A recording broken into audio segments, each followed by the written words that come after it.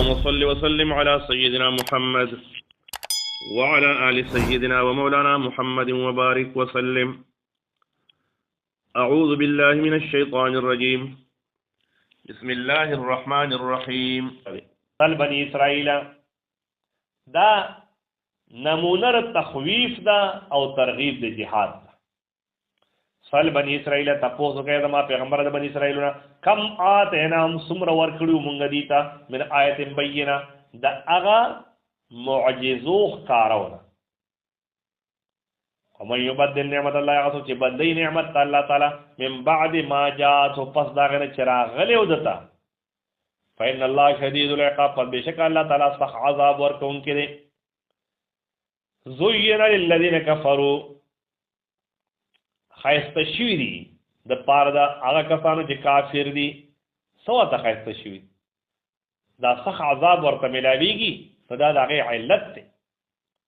الحیات دنیا ژوند د دنیا ویسخرون من الذین آمنوا او دی مسخرې او ټوکې کوي پا کسانو پورې آمنو چې ایمان یې راوړی والذین اتقوا او هغه کسان چې هغې پرهیزګار دي دنیا کې پرهیز کوي د ګناهونو نه فوقهم د پاسر دی بی یوم القیامت پورز د قیامت ځکه چې کافر و په عذابونو کې ایمان والا به الله جل جلاله په خپلو نعمتونو کې ساتي هغې به پرې پور دی. والله یرزق الله تعالی رزق ورکوي هغه من یشاء هغه چا ته چې خوښه شي بغیر حساب بې حسابه. کان الناس امة واحدا ودا خلق امة واحدة جماعت یو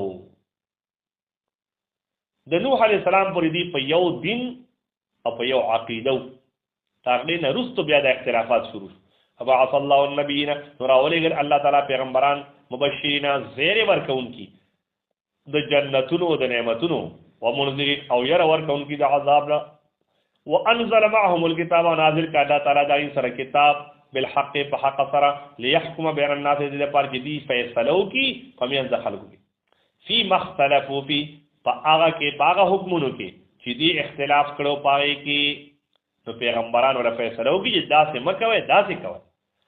وما اختلف فیه اختلاف ونه په دې دین کې الا الذین مگر هغه کسانو اوتوه چې ورکړی شوی ورته دغه دین دغه احکام د دین من بعد ما جاءتهم البینات پس د هغه نه چې راغلي دي ته واضح دلایل دا ولې دي اختلاف وکړو بغیم بینهم د وجه د ضد نه په خپل منځ ضد او حسد په خپل منځ کې د یو بل سره او اختلاف په دین کې شروع کو. والله یهدی الله تعالی هدایت کوي بس فهد الله الذين امنوا به هدایت کو الله تعالی کسان ته چې ایمان راوړو لمختلفوا فيه د وجه د هغه نه چې دی اختلاف کړو پای کې من الحق د حق نه باذنه فاذن د الله سره فاذن د الله سره الله ایمان والا هغه ته الله صحیح لار بیا او خودله او هغه صحیح لار بیا مونږ. والله يهدي الله تعالی هدایت کی من یشاء هغه چاته چې خوښ شي الی صراط مستقیم هغه لارې نیغه طرف ته. ام حسبتم آیا تاسو دا ګمان کوئ ان تدخلوا الجنه چې تاسو به داخل شئ جنت ته ولما یاتکم او لا تروس بنی راغلی تاسو ته مثل الذين مثال لغه خلقو خلو من قبلكم چې تیر شیو مخکې تاسو مستهم البأساء والضراء چې رسیدلو اغیتا اغا سخت غریبی فقر والضراء او مرضنا وزلزلوا او دی جوړه کولې شیو حتی یقول الرسول در دې پورې ویل پیغمبر د زمانه والذین آمنوا آکسان چې ایمان راوړل معه دا سره متا نصر الله کله به مدد د الله دومره زیات کمزوري شو دومره په مصیبتونو کې راګیر شو چې الله جل جلاله ته आवाज کوي یا الله دا مدد دی راوړېږه مدد بکړي ته دا الله تر طرف نه ورته ویل شو الا خبردار ان نصر الله قریب بشک مدد د الله تعالی نږدې دی. نو جنت ته به داخل ځای تاسو دا د مشکلات او تکالیف پر دین د پاره تاسو نه برداشت کړي او جنت ته به ځئ. نو دې کې ترغیب د جهاد ته او د بهادرۍ مظاهره به کوئ په جهاد کې او په غریبۍ کې به الله نه یې روئ. په مشکلات او تکالیف کې باندې نه یې روي نو بیا به د الله مدد تاسو سره یسألونک ماذا ينفقون. اوس په دې کې مصارف دا بیانې چې دا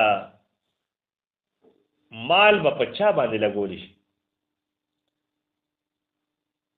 یسألونک دې تپوس کې ستانه زما پیغمبر صلی الله علیه وسلم ماذا ينفقون چې څه شی خرج کړي دي څه ولګي د مال نه خرج څنګه وکړي. ماذا ينفقون چې څه شی خرج کړي دي د الله د رضا لپاره. قلت ورته وایي زما پیغمبر ما انفقتم هغه چې تاسو خرج کوئ من خیرین د یو مال نه نو اول بس کوئ فللوالدین نو د پاره د مور او پلار. اولاد د پکاري چې د مور او پلار داسې خیال ساتي خپل مال کې د هغې دپاره حصه کوي په هغې باندې لګوي. والاقربین او د رشتہ دارانو دپاره والیتاما د یتیمانو دپاره والمساکین او د مسکینانو دپاره وابن السبیل او د مسافرو دپاره چې هغه حاجتمند دي. وما تفعلوا من خیر هغه چې تاسو کوئ د یو نیکی نه فإن الله پس بېشکه الله تعالی به علیم په هغې باندې خبردار دی. کتب علیکم القتال فرض کړی شوی دی په تاسو باندې جهاد وهو کرح لکم او دا ناخوښه د تاسو ته. وعصا او ډېر کراتیان تکرهو شیئا چې تاسو نه خوښوئ یو څیز وهو خیر لکم او دا به غوره ستاسو دپاره. وعصا ان تحبوا او ډېر کله چې تاسو به خوښوئ شیئا یو څیز لره وهو شر لکم او دا به ډېر ناخوښئ تاسو ته دا به ډېر تکلیف ورکوونکی ستاسو دپاره. والله یعلم الله تعالی پوهېږي وانتم لا تعلمون او تاسو نه پوهېږئ په خپلو فایدو باندې.